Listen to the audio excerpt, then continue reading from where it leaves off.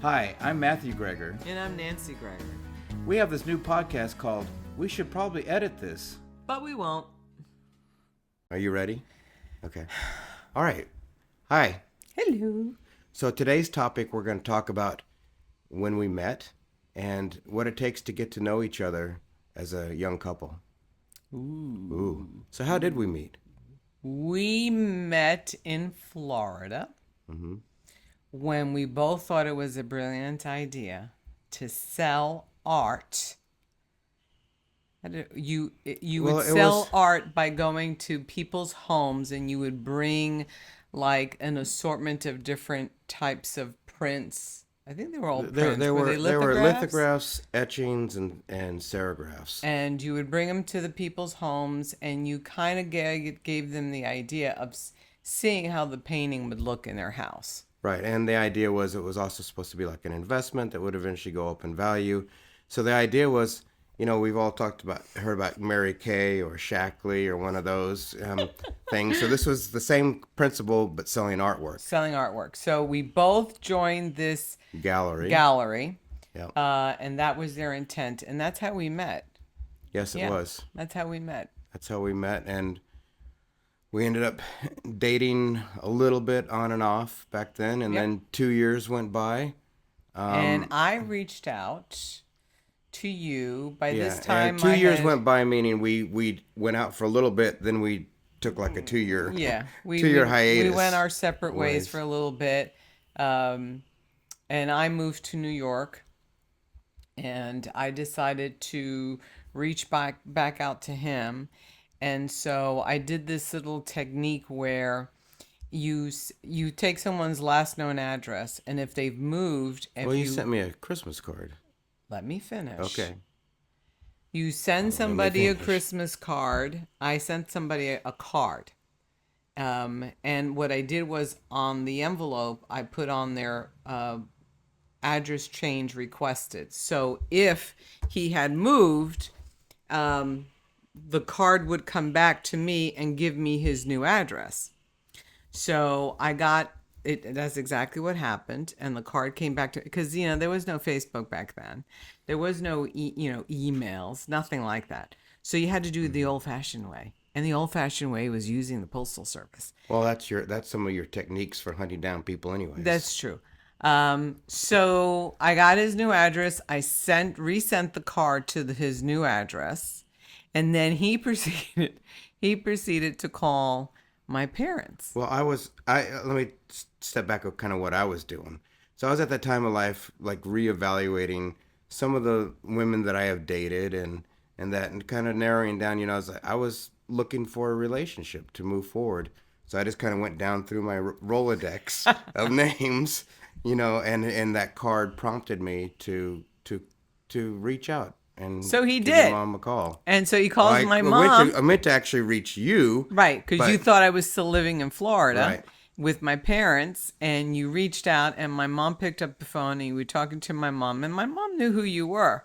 But did my mom give you any intel? Of course not. Oh, she did. Who's this guy? What he's going to... My mother's like I would have to say pretty much a lot of mothers, that if someone comes looking for your children, you don't divulge any information. You will get the information you need from that individual, and you won't give them any clue as to whether or not you communicate with your kid. You don't communicate with your kid. You know where they are. You don't know where they are. But my mother told me, and I was like, "Ooh, this is good." So he finally tracked me down. She gave me his phone number. And then we started. But I was living in New York at the time, and you were still in Florida. I was still in Florida, right. But long story short, I mean, that was in the summer. We started talking to each other on a consistent basis. And back then, there wasn't cell phones, and everything was long distance charges. I think we were racking up over $100 bills each month. That was a lot back then. That was a lot back then. We spent at least 2 or 3 times a week talking on the phone, like an hour at a time. Yep. And it was and we haven't seen each other in over 2 years. You were there, by Christmas time, she came back down to Florida. We got engaged, and that following June, June we were married. we were married. But as with any new relationship, you have to get to know each other, You do. You and that do. can be a struggle at times when you come in with your perceived. Geez, there I go again. See that preconceived notions of how things are going to be. I don't think there's preconceived notions. I do think that you have to give yourself enough time to get to know the other person. And I think us communicating by phone back then gave us a unique perspective because when you're talking on the telephone, people don't see you.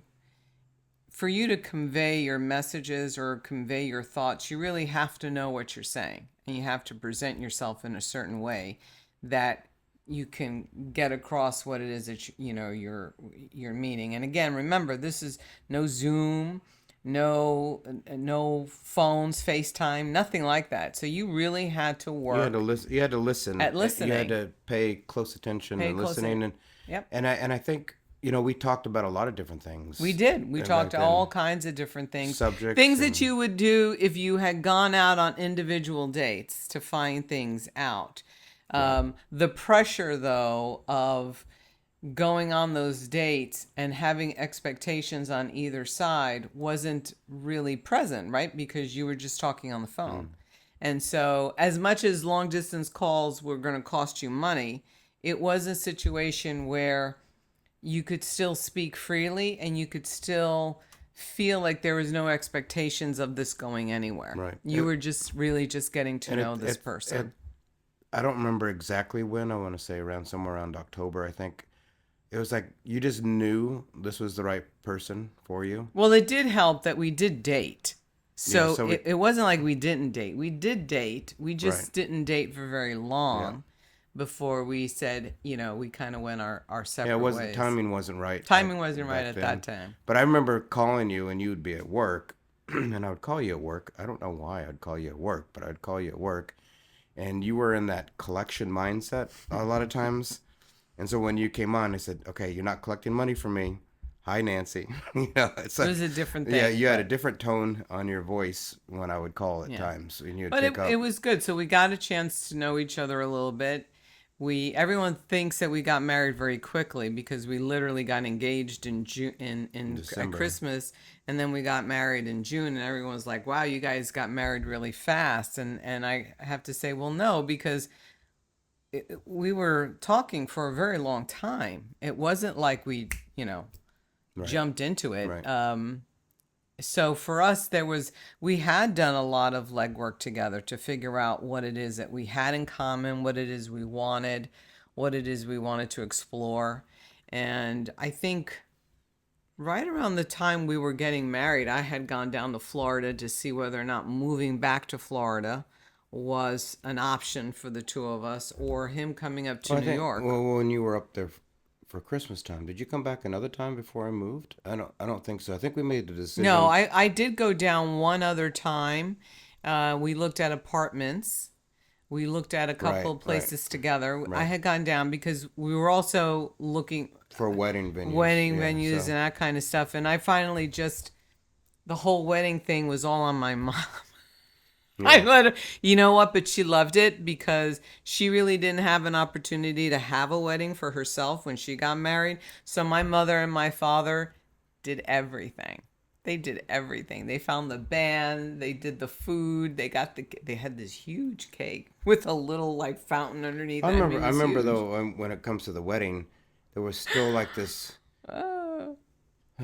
You're still nervous about it. You don't necessarily enjoy your own wedding as much as you should, and that would be the advice that I would give: is that don't get nervous and uptight about it. Just go and have a good time. Well, that was a predestined to your uptightness, anyways. You Yeah, know, well, that's where it's like communication and us being different, right? Correct. And about what it is. Correct. Did you just go and have a good time, or were you uptight at times? I wasn't. I don't recall that being the situation at all. Okay. What I do remember the most is it was god awful hot in Florida, and and I was just like, you're in this dress with veil and everything, and I was hot, And so I was more You're still like, hot. let's get into the air condition as quickly as we can. And taking pictures outside was just not what I would say, yay. So that's what I remember the most. It was unbelievably hot. I Yeah. think our family had a good time, though it was primarily my family. You had one table. We must have had 10, maybe 15 tables. The Gregors were one table. The Okay. Okay. rest Well, mine were, had to come from all over the place. Yours were more local. no, mine came from New York too. I Yeah, had New but Yorkers and some Floridians, so there was travel involved. So yeah. Okay. good Okay. time. Okay. Okay. I mean, yes, you had a bigger family, but I did have a turnout of some friends and family too. You did have a Yes. couple of friends who But turned out. Yes, yeah, getting back to topic about getting to know each other, yes. what do you think it took us to really? What did we need to do to get to know each other and to try to really understand the differences in each in how we are and what we're doing, and then what would you say that it takes for that other person to have maybe a little patience with the other one? There's, I think it's, I wouldn't say that in our 20s we were very patient people. We were probably, um, let me rephrase this. I am not the patient person in this Mm-hmm. Mm-hmm. relationship. I tend to be very much off the fly, ready for a rumble at any moment in time. Whereas you're much more calm at that. Yeah, And I'm analytical, and I'm the guy that's gonna be more in the back seat assessing the right, situation. whereas I'm like, let's just go. Yeah. Just go, because sitting around would make me crazy. So I think we had to learn from each other how each one of us attacks a certain And how to situation, navigate how to navigate certain around things. each other and how to respond Yeah. in a way that worked for both of us. I think to some extent you look back at how you grew up with your own Mm-hmm. mom and dad, And how you um, experienced and things how and how you saw them. yes, and Right. how you saw how your parents and my listen, I loved my mom and dad. My father You has still passed love your away, mom, but yeah. I love my mom. But if I looked at their relationship, it was a testament of things not to do. It wasn't anything about why you would do it. Like, I would say total opposite. Literally, totally opposite type of relationship that I wanted to have in my marriage. That wasn't my parents. No, weren't good. That wasn't a good role model in any way. So, what did you take from them then and try to bring into your own relationship?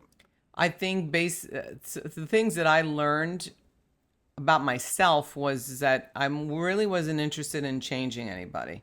Like, I had to like you and love you for who you were, because if I was going to try to change something, it doesn't work. And I learned that very, very early on. Well, you can't go into a relationship thinking you're going to change somebody because it's if you think, oh, well, you No, know, but you don't know anything yet, right? Like right. But I we mean, going into a relationship on the pretense that, oh, I can fix you isn't going to work. correct So you either have to love the person the way they are. or You not. you guys can grow together and learn from each other, but you can't go in there expecting to change somebody. No. And if that's how you looked at it, no. And you have to also be very strong about what it is you want and Right. what you're worthy of. And if you feel that you can demand the very best for yourself, those are the Yeah, kind of I don't know if things. you can think that at 20 about demanding the best for It yourself. depends. My father never ever said to me that I could never do anything I wanted to do. That wasn't That you my father. couldn't, that you That I could. could do whatever I wanted and Right, I didn't right, need anybody's help to do it. Like, right. I set my mind on something, you can do it. But He you're was also always still there trying to figure supportive. out your besides getting married, we're also trying to figure out our careers and what we're going to do in the beginning stages. So Yeah. there's a lot going on. There's a lot of give and take in the very beginning. There is a lot of give and take Right. in the very beginning. There's a lot of transitions and things you have to navigate. Um, But fundamentally, I think we liked each Yeah, other. yeah, That we, we had a tremendous amount of good feelings that the two of us could do a lot of things together. And I do think that for us, being away from either side of our parents was really probably one yeah. of the Because we best chose to things. move to New York We chose to move back to New York. make Now, New my York parents lived in my parents were New Yorkers, but they moved to Florida. Your right, parents were already in Florida. right. And that was a big decision to move because I had a decent job that I was at, and I decided to take a chance to move to New York City and become a freelance designer at that time. And Well, you worked in the printing. You yeah, worked. You had a job with a printing company for right the in beginning, Florida, first Dutch printing. But and here in New York, you no, but worked. in New York, I started out freelancing. I didn't get back into printing right away. I was illustrating and freelancing at first. Remember, I was living in your cousin's apartment on the floor before we had our own place. Well, we had to be married Yeah, because first. I'm moved up in February, and we got married in June. So And my parents would not allow us. I don't know. It's not that they wouldn't allow us, but they would strongly discourage. right, It was right, strongly discouraged right. that we And move in you were together. more, you were living in your grandmother's apartment. I was living. And My grandmother had a co-op, was a 2 bedroom, and she'd only come up for maybe half the year, a right, couple of months out of the year she would come up. So I was living yeah, in her place. you were more, you were traditional in the aspect that you didn't want to disappoint your grandmother or anything about having someone living with you. Nah, it wasn't about disappointment. It was Is what? more like just really focusing on my peace and Yeah. how important was it for me to fight with it or just let it go. And I think at some point I just let it go because I said to myself, okay, live in your little fantasy of what you believe. I'm not going to make that, I'm not going to change that. We were getting married in June. Yeah, I mean, like I said, I lived with your You cousins. lived with my cousins, And then Joe and I, Ernie, yeah, and I was freelancing. and Um, Tito, yep, who played the drums. who played the drums. Yeah. So that was an interesting time trying to sleep and get myself used to things. And then we found our apartment. Yep. Um, And you moved in first. yeah, well, yeah, we started buying stuff, Yeah. stupid things like a glass table. Um, don't ever buy a glass dining room table. Or a white couch. Yep. Those were no-nos. Yes. So we'd got that, and I moved in there first before you did. So that period in time was still, I think, a lot of us, both of us getting to know each other, differences, when we finally did get married, we lived together, it was figuring out I mean, chores, things. Yeah. figuring Let's out talk about who chores. who does what. It was cooking. That was a lot of fun, cooking. Why was that fun? Well, because our abilities to cook were completely different, And our style of food style of food was and what we really would different. want to eat. I mean, Yeah. it's just like, I mean, Yeah. and so you have to take that as okay. Let's try different things. I mean, I enjoy trying different foods. You were much more open about it than I was. Yeah, you're not so much. I was like, what? Like cabbage rolls. I remember the first time I made cabbage rolls. It came out okay, but I didn't. No, I didn't because know. you didn't And by cook- the way, you didn't- there was no internet, so you couldn't Google how do you make. You had to look things up. In So you the don't books. pre-cook the meat or the rice. or the rice. Otherwise, they come out all crumbly. He's like, you want them to like be, Molded. molded together. And But cook- at least I attempted it. At Yes. least I tried it. And I would do so the roles of each other. What did we do? How did we do it? Melding together our wishes of what we wanted, going on vacation, where were we going to go, what were we going to do. yeah, it's was getting a to lot. understand. I mean, bathroom time if you're sharing a bathroom. Yeah. And what that means. Did we have one bathroom? We had Yeah, one. we had one. We had one bathroom for a long time. One long time, Yes, long time. yes. And we So- made it work. Yeah, We- but I we mean, those are made the it work. things you have to figure out. Though. Correct. You know, it's just like what works, Yes. how do you make things work How together? do you make things work? Right. So we went from living out of Manhattan. We were in Queens for a year, maybe two. Yeah. And at that time, we decided it was a brilliant idea. Let's get a dog. Let's get a puppy. Which, by the way, was probably kind of like how we had to figure things out a little bit more when we got that puppy Bud.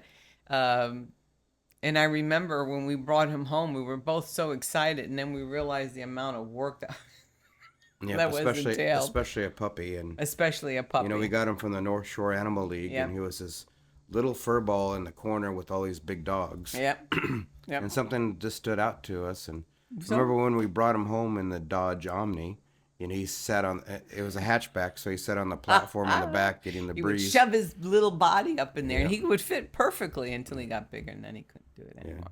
But I remember those were the things we did as newlyweds when you first, you're first married and you're in your 20s. We were 23. Yeah, I was 23, and you were 22, and then you turned. Oh no, we were both 23. We were both 23 We were both at the 23 time. because then I turned 24. That was right. Yeah. So there was that little thing. So each period, I think you learn something about each other. But I think you have to, like you said, we went into this knowing that we weren't interested in changing the other guy. No, although you think some certain things might change along the way, you might think they will, but you can't and expect that. No. It's like you can grow together, and get to and you evolve. You're going to change over time, no matter what. You're not going to necessarily stick in your ways Right. forever, or in those ways at that particular time. You're going to evolve as you grow and get older. So But I so you also, hope. I would also say to you, you have to know yourself, and you have to be confident. What do you in mean by yourself. that?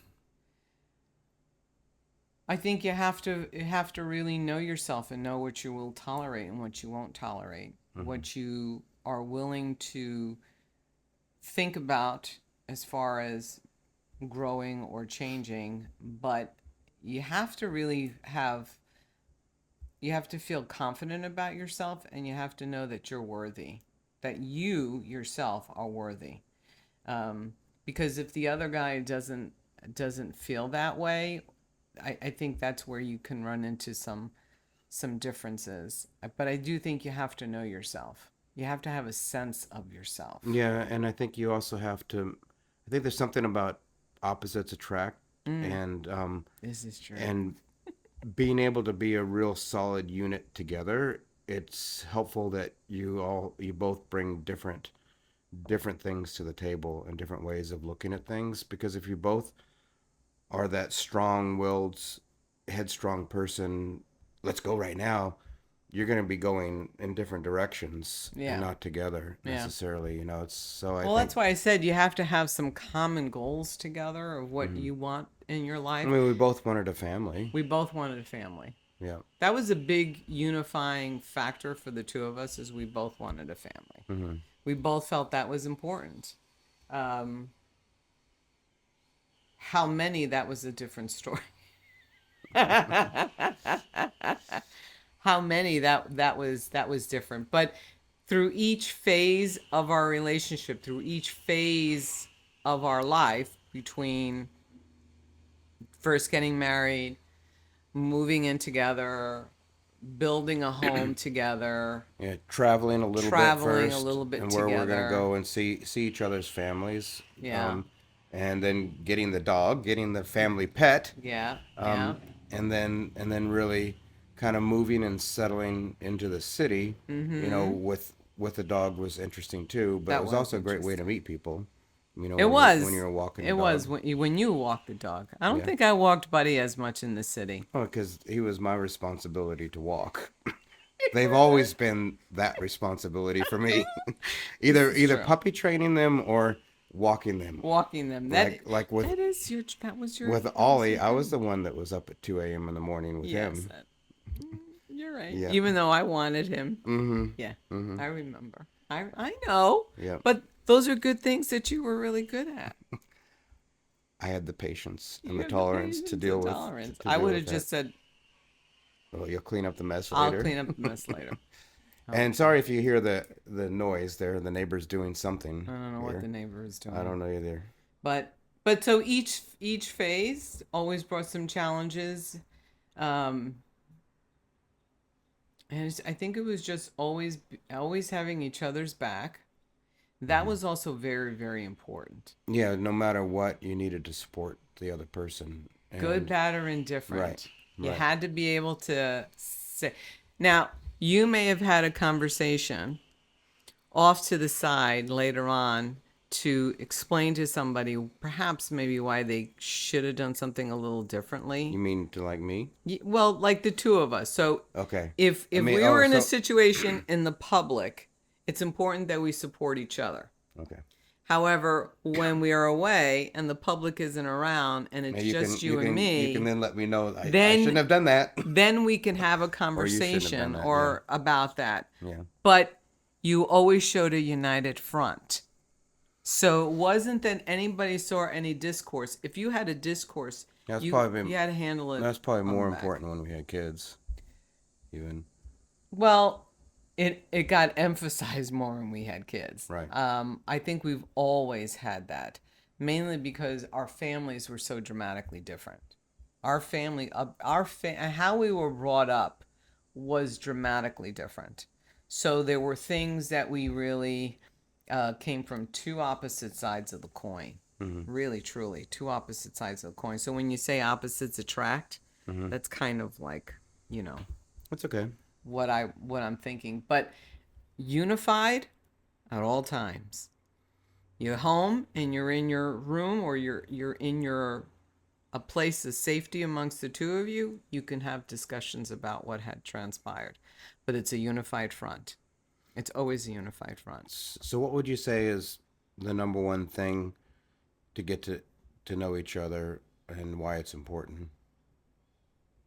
Well, if you want to have a long lasting relationship with someone, you have to communicate with them. Okay. You have to be open minded to some extent. You got to be willing to try some things. And you also have to say no. When you really need to say no, you say no. You understand what your boundary is and Okay. you set it. And even though they're your partner, even though there's somebody that you love and you want to hang out, you still have a boundary. So as long as you know what those aspects are and you know what that boundary is, that's the whole part of continuing on. Yeah, I mean, I would say the number one thing is communication Mm-hmm. with it, because if you aren't communicating and you're holding it in, it's going to come out, and when it comes out, it's not going to be It's gonna pretty. be bugly. Yeah. It's gonna be ugly. You're Yeah. gonna have that ugly face on you. It's not gonna be. That, or it's like and that's something that I wasn't very good at, and I'm still not great. Like you'll just come right out and get it out and get it over with, and that'll be done. I'll fester over certain things sometimes, especially if they're bugging me. However, now I recognize when it's festering, and then I'll be Okay, I'll annoyed get and that. I'll saying, get that. I'll get "You'll the get the crinkly eyes. 11s," Yeah. Okay. and I'll say to you, "Why? What is it that you're having such a hard time?" But in the moving beginning, on? you didn't, because No, we in the didn't know. beginning, We I didn't just know. like I looked at you and said, "I don't know," you know. Yeah. My mother would always say to me, "The quiet ones. You gotta watch the quiet ones."